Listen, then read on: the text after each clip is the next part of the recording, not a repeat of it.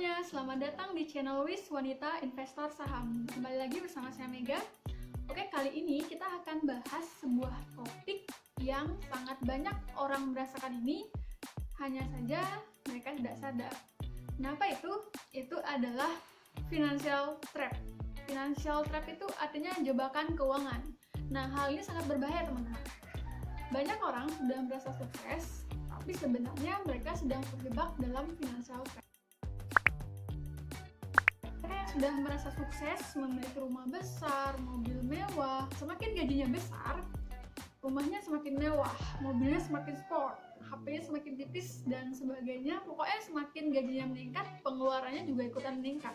Nah, itulah yang disebut dengan financial trap, jebakan keuangan. Contohnya di masa pandemi ini, sangat banyak pabrik atau perusahaan yang ditutup, berimbas kepada banyaknya PHK yang terjadi. Dan teman-teman mungkin sudah tahu, banyak sekali eksekutif yang memiliki gaji 30 juta sampai 80 juta per bulan, tapi hanya ketika mereka tidak menerima income selama atau gaji selama 2 bulan atau 3 bulan, mereka langsung bangkrut. Nah, bayangin teman-teman, mereka sudah bekerja puluhan tahun mendapat gaji yang tinggi, tapi dengan hanya tidak menerima gaji sampai 2-3 bulan saja, mereka langsung bangkrut, teman-teman.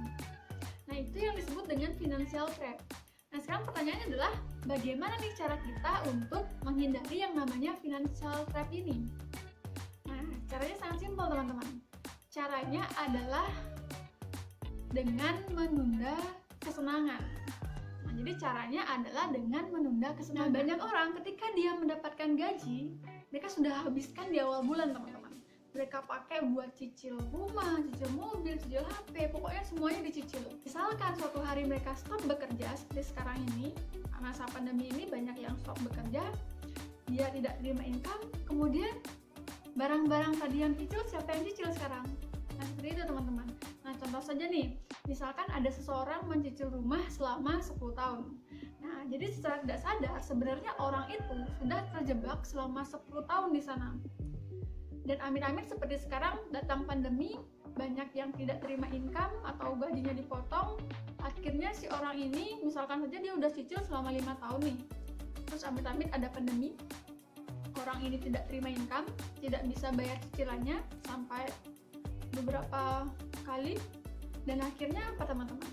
Akhirnya bank itu mengambil atau menyita rumah itu, dan habis sudah tidak ada apa-apa lagi. Akhirnya si orang ini tidak punya rumah dan bangkrut. Masa pandemi ini sangat banyak hal-hal yang terjadi, teman-teman. Bisnis tutup langsung bangkrut, berhenti bekerja langsung bangkrut, dan seterusnya. Kita harus sadar betapa pentingnya untuk mengelola keuangan, teman-teman. Kita mulai dari kebiasaan kita untuk kita terima income, kita sisihkan, misalkan 30% kita sisihkan untuk kita investasikan. Nah, lama-lama kalian bisa naikin tuh 30% awalnya, nanti dinaikin 35%, naikin lagi 45%, mungkin 50% atau bahkan lebih. Nah, saya pribadi, saya punya bisnis dan saya bekerja dalam bisnis saya ini. Jadi, selain saya mendapatkan laba atau keuntungan dari bisnis ini, saya juga mendapatkan gaji setelah setiap bulannya. Gaji saya selama 1 bulan itu, 50% itu saya gunakan atau saya tabung untuk dana darurat, teman-teman. Dan 50%-nya lagi itu saya gunakan untuk kehidupan saya sehari-hari. Kemudian, bisnis saya itu 100% itu saya masukkan semuanya di saham, teman-teman.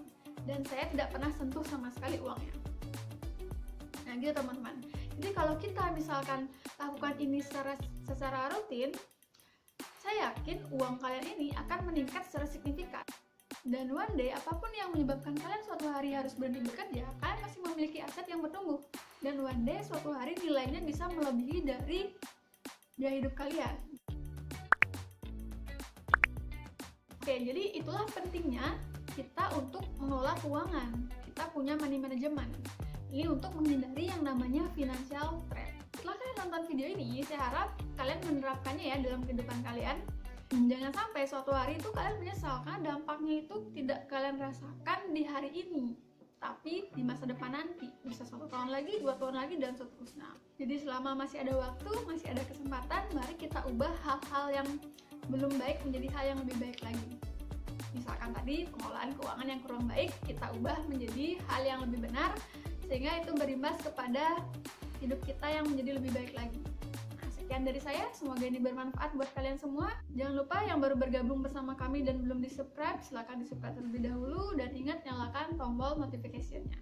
Oke? Dan ingat juga untuk di-like. See you!